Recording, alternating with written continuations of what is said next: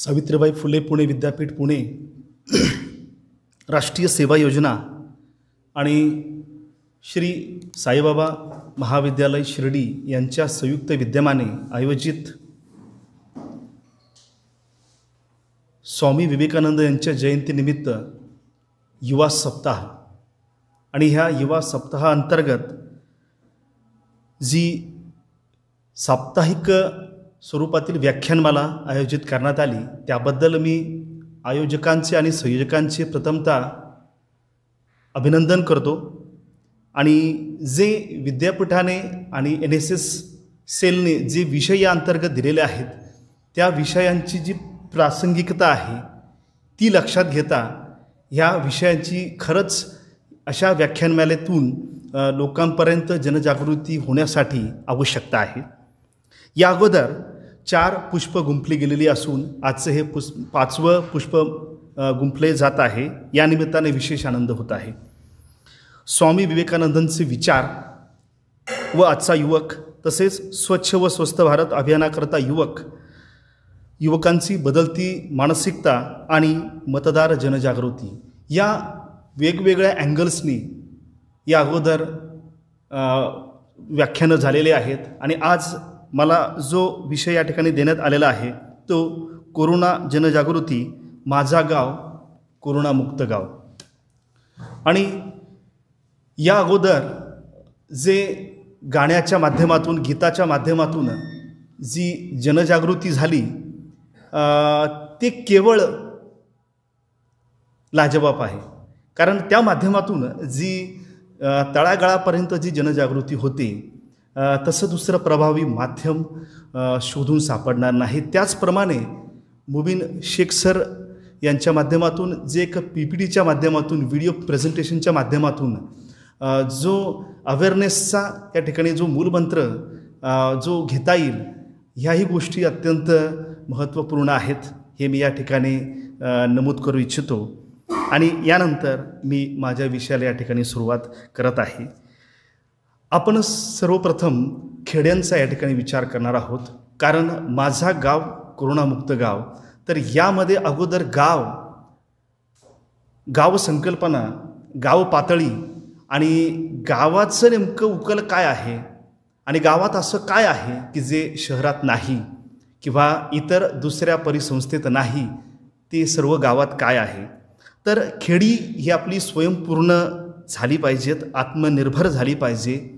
त्यामध्ये एक प्रकारची जवळीकता, आत्मीयता, आपलेपणा, साधेपणा हा टिकून राहिला पाहिजे। या उद्देशानं महात्मा गांधीजींनी खेड्याकडे चला हा असा मूलमंत्र दिला, असा उद्देश त्यांनी जो काय प्रस्थापित केला। आणि खेड्यांना एक नवी झळाळी प्राप्त करण्यासाठी म्हणून तो एक त्याच्या मागचा एक उपक्रम आणि त्यामागची जी आस्था आहे ती समोर आली। पण ज्यावेळेस डिसेंबर 2019मध्ये जे चीनमध्ये आणि इतरत्र जे कोरोनाचे रुग्ण दिसू लागले, त्यांचा जो प्रादुर्भाव होऊ लागला आणि भारतामध्येही त्यानंतर जे पहिला रुग्ण आढळला गेला, दुसरा रुग्ण आढळला गेला आणि 22 मार्च 2020 साली ज्यावेळेस आपल्या देशाचे माननीय पंतप्रधान नरेंद्रजी मोदी यांनी जनता कर्फ्यू घोषित केला आणि 24 तारखेपासून 24 मार्च ते 16 एप्रिल या दरम्यान 21 दिवसांचं पहिलं लॉकडाऊन सुरू झालं। आणि त्यामध्ये मग निर्बंध, मग आणखी सक्त निर्बंध आणि काटेकोर निर्बंध आणि त्यापेक्षाही आणखी कडक सक्त कारवायापर्यंत ज्यावेळेस आपण आलो त्यावेळेस ते आपल्या सर्वांनाही ह्या गोष्टी नवीन होत्या, आव्हानात्मक होत्या, चॅलेंजिंग होत्या। या दरम्यान बऱ्याचशा लोकांना जॉब जाणं, आर्थिक विवंचनेमध्ये येणं अशाही संकटांना तोंड द्यावं लागलं। आणि म्हणून त्याचे रोगाच्याही वेगळ्या कक्षेमध्ये किंवा रोगाच्या बाहेर जाऊन सामाजिक, आर्थिक या स्वरूपात मोठा लॉस, मोठा सोस त्यांना शोधावा लागला। आणि मग स्वतःला सुरक्षित करण्यासाठी, स्वतःला सेफ करण्यासाठी स्वतःचे 2 वेळची रोजीरोटी मिळवण्यासाठी त्यांनी गावाकडे आगमन करायला सुरुवात केली आणि मग ते लोकांचे जे काही मोठमोठे जथ्थेच्या जथ्थे हे रस्त्यानं गावाकडे जाताना आपण अनुभवले, पाहिले आणि त्या आशयावरती आधारित की हे जे विस्कटलेपण कोणत्या पातळीचं आहे, यातलं जे बोचणारं किंवा जाणवणारं, टोचणारं असं जे वास्तव आहे ते कोणत्या पातळीचं होतं, तर याची झळ किंवा याची आपणास सर्वांनाच जाणीव होती आणि त्यातून काही गोष्टी जे टाळेबंदी, जमावबंदी आणि संचारबंदी की याला आपण पूर्णपणे त्यावेळेस तयार नव्हतो, आपण त्यासाठी रेडी नव्हतो आणि त्यामधून काही चुकीच्याही गोष्टी की ज्या घडू नयेत अशाही काही घडून गेल्या, पण त्याची सल काय मनात राहिली आणि त्यावेळेस एक माझं संवेदनशील मन म्हणून मी त्या मुद्द्यावर किंवा त्या विषयावरती एक काव्यस्वरूपात माझी एक रचना जी फेसबुकला एक सन्माननीय ग्रुप कवितेचं म्हणून आहे, त्यावरती मी शेअर केली होती, तर त्यांनी प्रसिद्धी दिली होती. तर पाय ही माझी रचना मी तुमच्या समोर सादर करतो. जळतो आहे माथ्यावर सूर्य कोपिष्ट मुद्रेनं, जळतो आहे माथ्यावर सूर्य कोपिष्ट मुद्रेनं आणि तापलाय रस्ता उघळू लागलंय डांबर भय तालावर. महानगरीय मख नजरा झेलत वाळत घातलेल्या आयुष्याचे उसवलेले गेलेले अस्तर दुनायचा विचार करत करत घर गाठायची मनसा बाळगून पाय पाठ पोट सावरून विस्कटलेले निरीच्छ जथ्थे. स्थिर स्थावर रस्ते आणि चौक मध्यावर अशांत प्रहरी जनजीवन विस्कळीत, पण वाहतो आहे रस्ता आतून अदृश्य, वाहतो आहे रस्ता आतून अदृश्य. तरीही नजरेत न भरणारं दुर्लक्षित अंतकरण पिळवटू न शकणारं दृश्य. पूर्णपणे विकसित न झालेले इवले इवले पाय चालू लागलेत धडपडत संबंध आयुष्याचा कुळसा झालेल्या भेगाळ पावलांच्या पाठोपाठ. काही रस्त्यालगतच आश्रयस्थळांचा मागमूस घेत, तर काही मार्गस्थ इंजिनाच्या टप्प्यात आपल्या अस्तित्वाचा चिखल होऊन निद्रिस्त निपचित सुन्न स्थल कालहीन. पाठमोऱ्या आकृत्यांचा एकसारखा पाठलाग करणाऱ्या भयकंपग्रस्त सावल्या हलतायत चहूबाजूंनी अन जठराग्नी चेकळून उठलाय आता. पण दशम्या तर केव्हाच संपल्या, दशम्या तर केव्हाच संपल्या. मग पाण्याचा एक घोट घोट शोधणाऱ्या बोथट नजरा, दार बंद आतून कड्या आणि मालिकांच्या शीर्षक गीतांचा धुमाकूळ. पुन्हा नजर अनाठाई रस्त्यावर एक एक पाऊल टाकत आपलं गाव जवळ करणाऱ्या ओसाड माणुसकीच्या प्रदेशातून पायपीट करणाऱ्या महामार्गी पाणवलेल्या नजरा आणि कोरड्या घशाला समजावत अवंढा गिळत मार्गस्थ हातावर पोट आणि पृथ्वी टिकवणाऱ्या हाडा मासांच्या पिढ्या. तर असा एक जळजळीत आशय त्या माध्यमातून मला मांडता आला. त्याची तीव्रता तेवढी जास्त होती आणि म्हणून ते तेवढ्या तीव्रतेनं आलं. हे जरी असलं, हे कशामुळे आलं तर आपली सर्वच बाबतीत असलेली जी काही प्रिपेअर्डनेस असणं, आपण त्यासाठी सज्ज असणं, तयार असणं, आपली तयारी नसणं, याचे हे दुष्परिणाम मानता येईल. जर आपण ते मनापासून त्यासाठी सज्ज असतो, अलर्ट असतो, आता ह्या अलर्टनेससाठी आणि गावाकडे परतणं ही त्यावेळची एक सुरक्षितता, एक सुरक्षेचा उपाय किंवा आपण स्वतःला सेफ करून घ्यायचं आणि आपल्याला इतर विवंचना असू नये, तर त्यासाठी तो एक निवडलेला मार्ग होता. आणि म्हणून त्या माध्यमातून कोविड आणि आपण या अर्थाने या ठिकाणी स्वयंसेवक आणि हे सर्व जे आहे ते आपल्या NSS स्वयंसेवकांना उद्देशून होतं की इथे आपली काय आणि कोणत्या स्वरूपाची जबाबदारी येते. आपण सामाजिक पातळीवरती याला आपलं एक स्वतःचे कर्तव्य म्हणून कसं आपण बघतो याच्याकडे, हा एक विचार या माध्यमातून उपस्थित मी करण्याचा प्रयत्न करतो आहे की माणसाला कोणत्याही परिस्थितीमध्ये निदान जगता यावं, हा माणसाचा काय असतो, एक उद्देश असतो. मॅन्स सर्च फॉर मिनिंग हे विक्टर फ्रँकल यांचं एक जे बुक आहे, तर त्यामध्ये अर्थाचा शोधात ह्या त्याचा मराठी अनुवाद आहे. विक्टर फ्रँकल यांचे बुक आहे. तर त्यात त्यांनी असंच एक जे विधान त्या ठिकाणी मांडलेलं आहे की ज्या जीव म्हणजे ज्या जर्मनीमधील ज्या छळ छावण्या ज्या होत्या, कॉन्सन्ट्रेशन कॅम्प्स जे होते, तर त्याच्या माध्यमातून जो काही आतूनात छळ झाला, तर त्याच्यावरती जो परिणाम झाला, त्याचा जो काही त्यांनी एक आकलन केलं, त्यातून त्याचं एक वाक्य असं होतं की कोणत्याही परिस्थितीमध्ये माणसाला जगायला मिळणं हे कधीही चांगलंच असतं. तरी या लॉकडाऊन असेल, टाळेबंदी असेल, जमावबंदी असेल किंवा संचारबंदी असेल, हे निर्बंध आपल्याला जाचक वाटतील, पण याच्या मागची पार्श्वभूमी आपण समजून घेतली पाहिजे.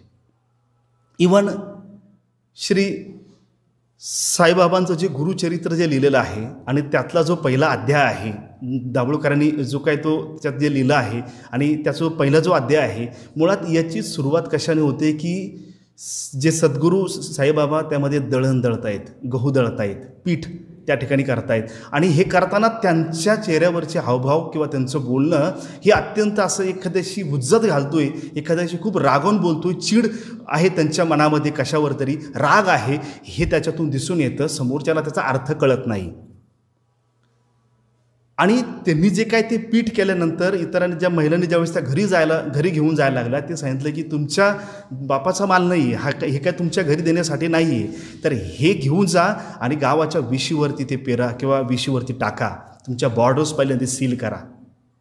या बॉर्डर्स सील करणं म्हणजे काय, आपल्याला त्या आपल्या बंधनांची जाणीव असणं, त्या बंधनाचं आपल्याला योग्य आकलन असणं. आणि हे त्यावेळेस ते जो काही पॅन्डेमिक जी महामारी आहे त्या संदर्भात जे त्यांनी त्यावेळेस सांगितलं, असं ठणकावून सांगणं आणि त्या सगळ्या प्रकारचं जे काही रिस्ट्रिक्शन्स आहेत, जी बंधनं आहेत, जे निर्बंध आहेत, त्या निर्बंधाचं आपण आदर सन्मान केला पाहिजे.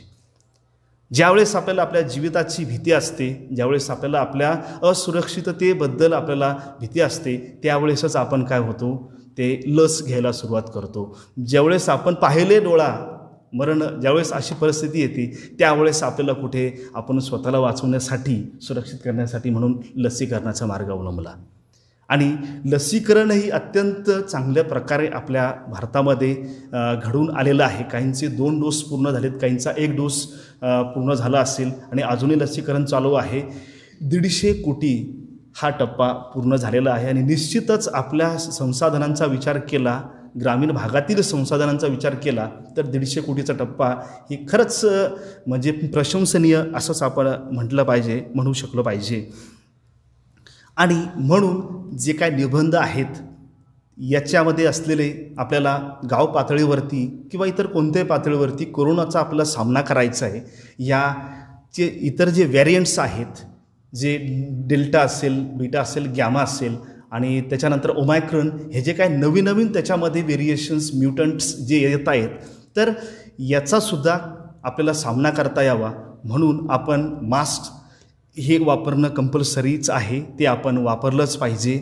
आपण सॅनिटायझरचा वापर व्यवस्थितरित्या केला पाहिजे आणि वारंवार आपण ते हात आपले स्वच्छ केले पाहिजे. इतरांशी शक्यतो शारीरिक संपर्क जेवढे टाळता येईल तेवढं आपण टाळलं पाहिजे. आणि सामाजिक अंतर न म्हणता त्याला शारीरिक स्वरूपाचं जे अंतर आहे, कारण सोशल डिस्टन्सिंगचा जर अर्थ आपण तसा म्हणला तर तो एक प्रकारचा वेगळ्या पातळीवरती जातो, त्याचा कॉन्टेक्स्ट वेगळा होतो. त्याला आपण फिजिकल डिस्टन्स किंवा जे शारीरिक स्वरूपाचं आपलं 1 मीटरचं अंतर किमान आपलं असलं पाहिजे, हे तर आपण काटेकोरपणे पाळलंच पाहिजे.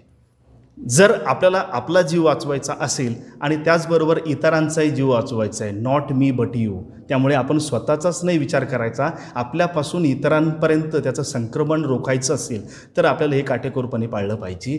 आणि नव्हे तर आपल्या स्वयंसेवकांनी हे एक व्रत म्हणून आचरलं पाहिजे की इतरांपर्यंतची आपण वेगवेगळ्या माध्यमातून जनजागृती केली पाहिजे. जसे की गाण्याच्या माध्यमातून, जसं की आपल्या व्हिडिओच्या माध्यमातून, तसंच आपण घोषवाक्य, आपण कवितांच्या माध्यमातून, मीम्सच्या माध्यमातून, किती पॉप्युलर अशा स्वरूपाचे काही व्हिडिओचा किंवा आपल्या पोस्टरचा आधार आपण घेऊ शकतो. जे पॉप्युलर फिल्म्स असतील, RRR नावाची फिल्म असेल किंवा पुष्पा नावाची फिल्म असेल, सध्या अत्यंत पॉप्युलर आहे, त्या पोस्टरचा किंवा त्या व्हिडिओचा काही आधार घेऊन चांगले उपक्रमशील आणि असे सर्जनशील आपण असे मीम्स तयार करू शकतो, ज्याद्वारे आपल्याला कोरोना संदर्भात काय करता येईल, जनजागृती करता येईल. हे विद्यार्थी नक्कीच करू शकतात. कारण एक समाज माध्यमाचं, प्रसार माध्यमाचं जे महत्त्व आहे ते त्यांनी जाणलेलं आहे आणि त्या माध्यमातून एक चांगल्या प्रकारचा विचार रुजला जाऊ शकतो आणि त्यानंतरच त्याद्वारेच आपण समाजाची खऱ्या अर्थाने आपण विस्कटलेली घडी बसवू शकतो. आता इथून पुढचं जे आपलं प्रयोजन असणार आहे किंवा इथून पुढचं जे आपलं आयुष्य असणार आहे, हे कोरोनाबरोबरच आपलं आयुष्य असणार आहे. विथ कोरोना आपण त्याच्याशी सामना करायचा आहे, पण तो आपल्याबरोबरच असणार आहे. आणि हे त्याच्याबरोबर राहणं म्हणजे कसं की घाव तर करायचं पण रक्त येऊ द्यायचं नाही. हे विल्यम शेक्सपियरच्या नाटकातील जे काही वाक्य आहे ती त्या स्वरूपाचं आहे. म्हणजे राहायचं त्याच्याबरोबर, पण तरीही कसं त्याच्याशी मिळतं जुळतं करून घेणं आणि त्याच्यापासून स्वतःला काही कोणत्या प्रकारची इजा होऊ देणं नाही, अशा स्वरूपाचं. म्हणून हे सर्व प्रकारचे सेफ्टी मेजर्स आपल्याला वेगवेगळ्या माध्यमातून वेगवेगळ्या पातळ्यांवरती आपण घेणं हे अत्यंत गरजेचं, अत्यंत महत्त्वाचं आहे. आणि प्रश्नांची जी उकल आहे, आपलं जे प्रॉब्लेम्स आहे, ही जे गाठण जे आहे, तर ही आतूनच उकलावी लागते. गाठ बाहेरून उकलत नाही, ही गाठ आपल्याला आतूनच त्या प्रश्नांना आपल्याला सोडवावं लागतं. हे ज्या पॅन्डेमिक, एपिडेमिक, प्रसारजन्य रोगांची भयावहता लक्षात आपण घेतली पाहिजे आणि त्यामुळे आता आपण जरा थोडं जागं झालं पाहिजे, सज्ज झालं पाहिजे आणि वेळोवेळी प्रशासनानं, स्थानिक प्रशासनानं आणि जे आपले कोरोना वॉरियर्स आहे त्यांना मदत करून जे काही स्टँडर्ड ऑपरेटिंग प्रोसिजर्स आहेत, SOPs ज्या जाहीर केल्या जातात, त्याचा आपण सन्मानपूर्वक आपण अवलंब केला पाहिजे. आणि त्यात जे काही इथलं जे नियम आहे त्याप्रमाणे मास्क म्हणजे मुखपट्टी वापरणं असेल, इतरांपासून 1 मीटरचं अंतर राखणं असेल, गर्दीच्या ठिकाणी, अतिशय गजबजलेल्या ठिकाणी जाताना विशेष काळजी घ्यायची आहे. कुणाला शक्यतो स्पर्श होणार नाही अशा ठिकाणी. आणि तिथून आल्यावरती आपण व्यवस्थित आपले हात आणि इतर सर्व आपलं सॅनिटाईज करून घेणं हे अत्यंत महत्त्वाचं आहे. आणि ज्याप्रमाणे आपल्याला लसीकरणासाठी स्लॉट्स उपलब्ध झाले आहेत, ज्या वयोगटासाठी उपलब्ध झाले आहेत, तर त्यांनी आपलं स्वलसीकरण पहिल्यांदा करून घ्यायचं आहे. आणि ज्यांचं लसीकरण झालं आहे, ज्यांचं बाकी आहे, त्यांचंही लसीकरण करण्यासाठी त्यांना उद्युक्त आपण करायला पाहिजे. आणि त्याचबरोबर जे काही जमावबंदीबद्दल, संचारबंदीबद्दल जे काय नवीन परिपत्रक पडत असतात, तर त्याचाही वेळोवेळी अवलंब केला गेला पाहिजे, काटेकोरपणे पाळलं गेलं पाहिजे. आणि लसीकरण मोहीम ही 100% कशी यशस्वी होईल आणि त्याचे ज्या 2 मात्रा ज्या असतील, काही डोसच्या ज्या 2 मात्रा आहेत काही लसीच्या, त्या 2 लसी पूर्ण झाल्या पाहिजेत. सॅनिटायझरचा नियमित वापर झाला पाहिजे. खोकताना, शिंकताना शक्यतो तोंडासमोर, नाकासमोर आपण रुमालच धरला पाहिजे, रुमाल वापरला पाहिजे, जेणेकरून त्याद्वारे होणारं जे संक्रमण असेल, इन्फेक्शन असेल, ते आपल्याला रोखता येईल. आणि हे आपल्याला प्रकाशाने करायचं आहे. आणि जसं मी मगाशी म्हटलं की पुढील आयुष्य आणि इथून पुढचं आयुष्य हे कोरोनासोबतच आपलं असणार आहे. कारण जोपर्यंत याला सक्षम उपाय आपल्याला मिळत नाही, तोपर्यंत आपल्याला त्याच्यासाठी प्रतिबंधात्मकच आपलं त्याच्याबरोबर आपल्याला करावं लागणार आहे. आणि जेव्हा कुणाला असे काही लक्षणं दिसून येतात, तर त्या लक्षणामध्ये आपल्यालाही सर्वांना माहिती आहे आणि ऑनलाईन बघणारे आपले जे काही श्रोते आहेत, आपले विद्यार्थी आहेत, यांनाही माहीत आहे. पण तरी पुन्हा ते सर्वांपर्यंत पोहोचवण्यासाठी आपल्याला माहिती असणं गरजेचं आहे. श्वसनास जर काही त्रास होत असेल, आपल्याला ताप येत असेल आणि घसा जर प्रमाणापेक्षा जास्त खवखवत असेल, घशामध्ये जर त्रास होत असेल, अशक्तपणा वाटत असेल, गरगरल्यासारखं, मळमळल्यासारखं होत असेल, अशा जर काही लक्षणं तुमच्या लक्षात येत असेल इतरांच्या किंवा आपल्या स्वतःबद्दल, तर त्याच्याबद्दलचे ते RT-PCR आणि इतर ज्या टेस्ट्स आहेत त्या टेस्ट आपण करून घेतल्या पाहिजेत. कोरोना आता संपला आहे, आता कोरोना गेला आहे, गो कोरोना असं नाही आहे. अजूनही कोरोना आहे आणि त्याची वास्तविकता, त्याची भयावहता आपण समजून घेतली पाहिजे. आपण इतकंही त्याला हलक्यात घेऊ शकत नाही, नाहीतर ते आपल्याला अत्यंत महागात पडेल. त्यामुळे आपण या सर्व बाबींचा विचार गाव पातळीवरती आणि त्यातल्या त्यात सर्वात महत्त्वाचं महाराष्ट्र सरकारने माननीय मुख्यमंत्री यांनी जो एक उपक्रम जो दिलेला होता की माझे कुटुंब माझी जबाबदारी, म्हणजे हे आपल्या लेवलला येतं आहे. आपण आधी आपलं घर सुरक्षित केलं तर आपण इतरांना सांगू शकतो.